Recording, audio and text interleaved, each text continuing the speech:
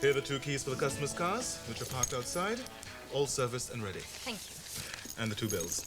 Thank you. Okay. Ah, yes. The guest in Shelley 17 had a puncture on his way here and changed the wheel. He asked if we could repair the spare and put it back on the right rear wheel. Offside. I beg your pardon? You mean offside. The right-hand side on British cars call it offside. No problem. Where is the car? In the car park. And when is he leaving? Tomorrow. Okay, that's no problem at all. Lovely. Thank you. Hello, Doris. Hello. I'm glad to see that we're not the only ones who don't bring our things back. Oh, well, I suppose you get pretty busy in the garage. Well, somebody appreciates us. By the way, I took Trina over to see the house next door to the Brownlows. Oh, yes? What did Trina think? She loved it, even though the garden looks a bit like a jungle, but it's a nice neighborhood. We made an offer on it. It's a bit below the market price, but we're hoping they're going to accept it as it's been on the market for so long. Have you told Kath and Mr. Brownlow yet? No. Trina wanted me to go around and see them last night, but I told her it's not on. Why not? Well, I'm a bit superstitious. I don't believe you should talk about these things. I believe if you talk about them, you see, it never happens. Well, you've told me. Well, it was your idea in the first place anyway. And I can talk to you about it, but no one else. And I'd rather you didn't. How'd you like, Mac? Father. I'm a bit early. You are always early. And you're always behind yourself. You didn't kiss your mother goodbye this morning. I'm sorry, but I was in a hurry for work. She was very hurt. Did she say anything after I'd left? Well, she didn't have to. I stayed with her so she would not feel so neglected. For 15 minutes. I was almost late for an appointment. You work too hard. It's you she misses. Rashida, I work for you and for your mother.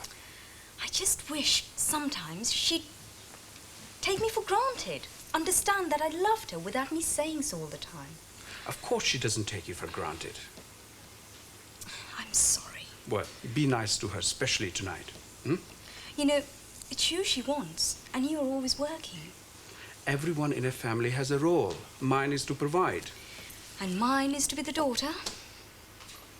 Exactly. Is he punctual, David Hunter? Yes, I think so. You'd have remembered if he was late. That is excellent. You may tell him now Yes. that I'm here. Mr. Malik? I am, yes. How do you do? How do you do? Very nice place. I've been observing. Thank you. I'll show you around later. But if you'd like coffee, we'll have it in the office. Thank you.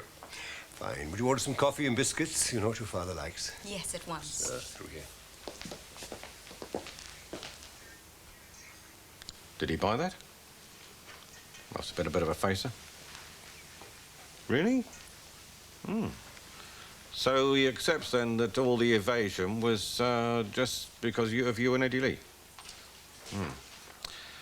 Well, that will certainly get me out of a bit of a spot.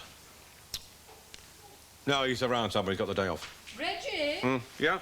Are you ringing Peter? Yes, I will do in a minute, yeah. I might pop in this afternoon. Why, where are you going? Oh, yeah. No, it's nothing important, it's all right. Darling, I've changed my mind. I think... Yeah, all right, then.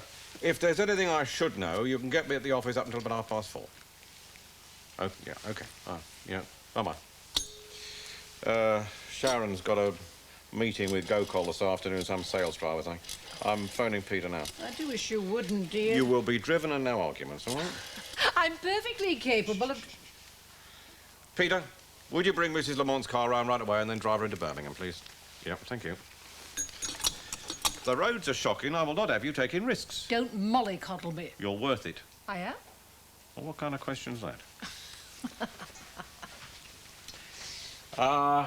Sharon was saying that Ashley was round there last night and she filled him in on all the details about Eddie Lee. So that must have been a bit of a facer for him, I should think. Well, he seems to have taken it very well. He was as bright as a button this morning. Singing in the bathroom, no less. Oh, well, he bounces back then. Like father, like son.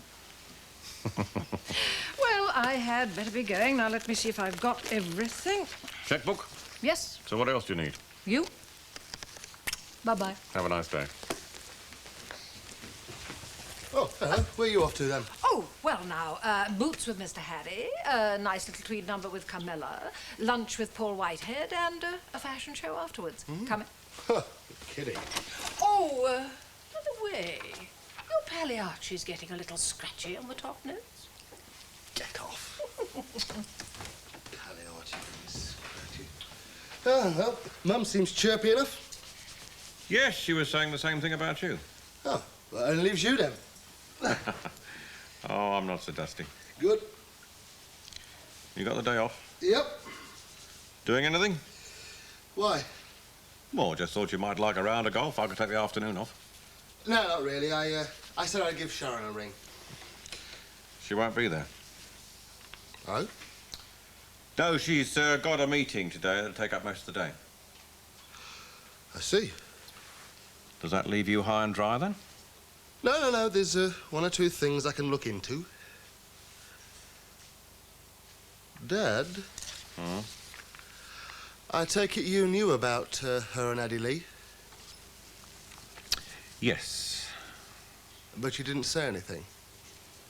Well, there didn't seem to be any point. I could see which way the wind was blowing. It was up to you, wasn't it? So she's told you, then? Yeah. Yes, she was worried about that. She spoke to you about it, then? Off and on, yeah. Terrified her, thought of you finding out. Why? Women. Anything that happened before I met her couldn't matter less. Well, that's up to you, isn't it?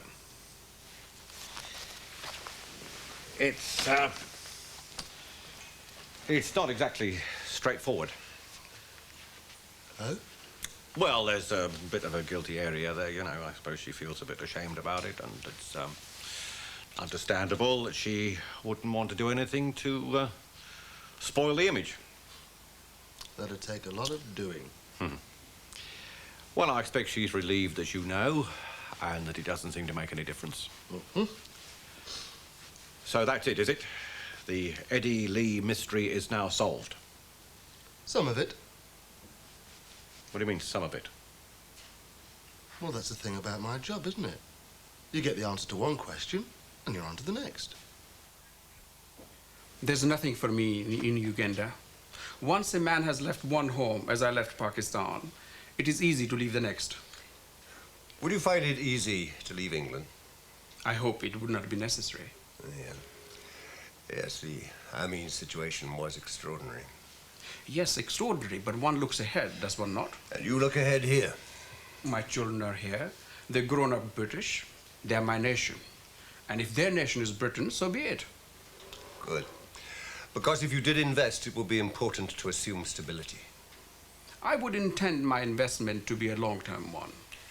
Excellent. Longer than Mr. Chance, certainly. You've done your homework. Well, I too prefer business to be stable. There were 2 new directors voted in during the last year, were there not? Yes, to be strictly accurate, they were new. But since they were members of the family, my wife, my previous partner's daughter, I didn't think of them as radical changes. You see, one can do one's homework too thoroughly. I should have asked the horse's mouth. So to speak. The existing partners, why would they not buy the new issue? Well, we're all pressed. It's a question of liquidity. And since you're interested in movement within the company, I should perhaps tell you that Mrs. Harvey and Mr. Chance are considering leaving. Together? Oh, yes. In fact, they are getting married. And I believe there's some talk of their opening someplace together on their own. In this area, a motel?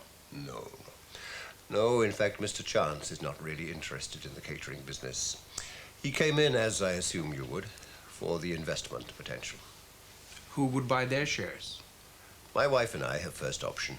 But you are pressed, as you said. Well, we would have to look outside. Why? Would you be interested? No, I know very little about this business. I never invest more than just a little money into a business until I know it well. Well, that's wise. Besides, you would not welcome another equal partner, would you? Not someone who might also buy the new shares. That would put him or her in control of a business that I think I run better than anyone else. Better than Mr. Chance? Mr. Chance is temperamental. Yes, I have heard that. You have? Oh, sorry. No. Come in. I'd like you to meet Mr. Malik. This is my partner, Mrs. Harvey. How do you do? I'm very pleased to meet you. Oh, you must be Rashida's father. Yes, I am. Yeah, well, she's working out very well. I'm so delighted to hear that. Mr. Hunter, I'm very grateful for your time, but I have another appointment in 22 minutes, and I'm sure you are busy too. Well, I hope we'll talk again. I shall let you know. Mrs. Harvey?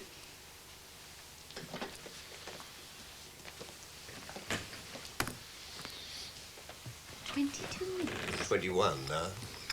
He looks at his watch a great deal. Must be very keen on business. Surprised he had time to make a social call. Or wasn't it a social call?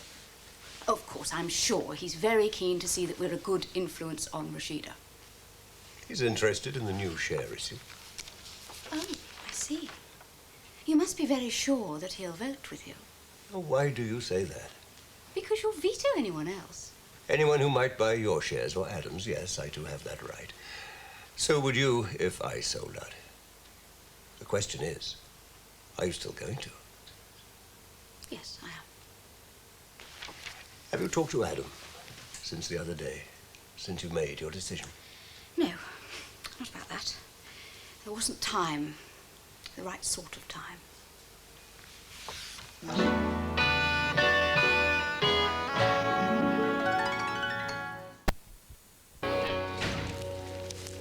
Kath, keep that door closed. You're letting all the cold air in.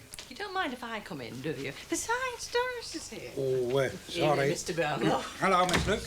Bit parky out this evening. Oh, Parky? Oh, my face is as cold as a penguin's foot. Cold as a penguin. Oh, Arthur, don't you dare. Talking of feet, I can't feel mine. But they're there all right, that's for sure. Arthur? Do sit down, Doris. Oh, thanks. Oh, I am grateful to Rose for these boots she gave me at Christmas. Yes. How is she and Iris getting on? Have you heard? Oh, yeah. Rose has got some sort of a job in a club or something. And Iris is working in a minicab as a dispatcher or something on the radio, you know. Oh, that's nice. Yeah. Well, I'll go and put the water on for that tea. You women and your tea. That from a civil servant. Oh, I forgot to say, did you notice the for sale board next door? Was it started sprouting leaves or something? It's been there long enough to take root. No, it's got an offer on it. What? Yeah.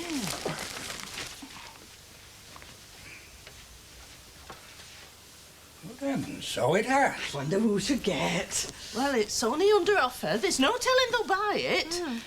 Whoever they are. Yeah, well, it's been empty that long. I think the owners would be glad to get any sort of offer. Funny you should say that, too. I mean, that's just what I was thinking. Well, I mean, anything would be better than nothing, isn't it? Being empty and attracting tramps and yobbos and people of that sort. Up to a point. Well, I'm sure they'll be very nice people. I hope you're right. There are some sorts of people that we certainly wouldn't care for as neighbours. What are you doing here? Waiting. Who for? Sharon. She's gone into Birmingham. Is that a fact? Oh, looks like I'm out of luck then. It's a good thing you came along. I could have been sitting here for hours. What are you looking in there for? Anything that crops up. You shouldn't be looking in there without a say-so. Well, why should you want to stop me? Record of work done last 3 years, L2R? What's in here that I shouldn't look at? Well, I don't know, but you should... Bodywork, services, gearbox, replacement engines, big end, you name it. It's a story of your life, really. Eh? Well, your working life, that is. You've been a busy lad. You shouldn't be looking there without asking her first. Well, I shall just have to learn to live with it, shan't I? Hang on a minute. GYT 623N. Mean anything to you? No. No, well, I shouldn't expect it to, really, not out of this lot. See, 1,200 weight van. That narrow it down a bit? It looks like nothing special. Put in on it. Oh, hours and hours. You must have earned a fair bit in overtime there. You're going back a bit. Oh, come on, we're not talking about the dark ages, are we? 1979? And I'd have thought to a clever lad like you would have stood out from the run-of-the-mill stuff. Right little souped-up number, eh? Belonging to, Eddie Lee, no less. Oh, that one. Oh, that one. Getting clearer, is it, the old memory? Yeah, well, I only did bits and pieces on it. It was Eddie's baby. So tell me about it. What? The van. I mean, what's he want all the work for? Going in for Formula One racing, was he? Yeah, it was for someone who's going to move it on to, you know. They wanted a fast van. And why do people want fast vans, Mackie? I don't know. I never figured it. You know, you're a strange fella.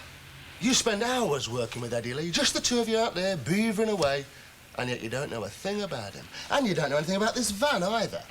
I take it you were on speaking terms? Of course. Of course. Well, I shall just hang on to that and see where it fits into the overall pattern. Don't worry. I shall clear it with Sharon. Don't want you getting into trouble. Oh, and, Mac, next lot of questions. See if you can have a few straight answers, eh? Because I'd say you were getting in a little deep. David? You were needling me this morning when Malik was here. And yesterday, when you and Barbara were talking about buying my shares after I left. I'm sorry, I didn't realise. I didn't mean to needle you. You talked as though you weren't sure that Adam was selling his shares. He hasn't told me he wouldn't. Well, isn't it safe to assume that he's going to follow my lead? Considering that without your shares, he'd be very much in the minority, yes. Despite that, he told me that he wasn't. What? When? After you told me that you were going. I think he thinks that he can persuade you to change your mind. And he's wrong. David, you are going to buy my shares? I don't know. I told you, I'll need most of the 30 days. Of course, you could just be stalling. You could just be playing safe until you get control of the new share issue. Oh, wouldn't it be ironic if just as I tried to leave that I couldn't rid myself of this place and all this conflict? I know someone who'd be glad of that. Yes. Adam. It's 7 o'clock.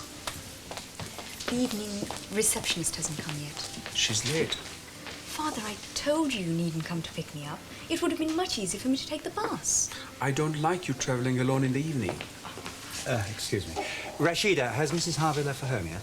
No, she's in the office, I think. Oh, thank you. Ah, there she is. Do you know him? That's Mr. Chance. Ah. I'm sorry I'm late. I thought you might have gone home. No, that's all right. Was your journey in a good cause? Yes, I think so. Let me guess. You've been out trying to raise money to buy the new shares, even though I told you that I'm selling mine. Look, Jill, I want you to have all the options open to you when the time comes to decide. When the time came to decide, I decided. Room 34, isn't it? It's 2 minutes past 7. Ah, there you are. Oh, hello, Rashida. See you tomorrow, Ellie. All right, bye. Bye-bye. Yeah. You see him? He's Rashida's father. David's got him interested in those shares. Well, that is all the more reason for us to arrange things. But I thought we were going to arrange things together, plan things together. Oh, no, you didn't. You went off and started talking to your accountant. And when I told you I wasn't interested in those shares, you just went ahead. And when I told you I wanted out, you just kept on. Jill, you're avoiding the issue. I'm avoiding the issue. The question is, can I trust you?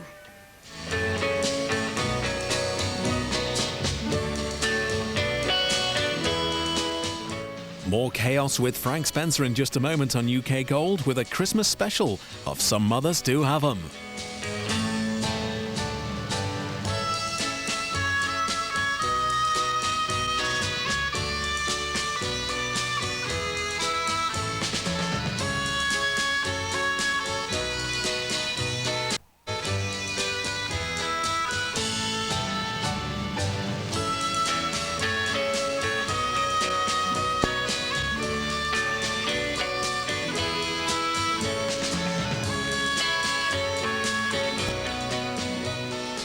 If that is the question, there is only one answer.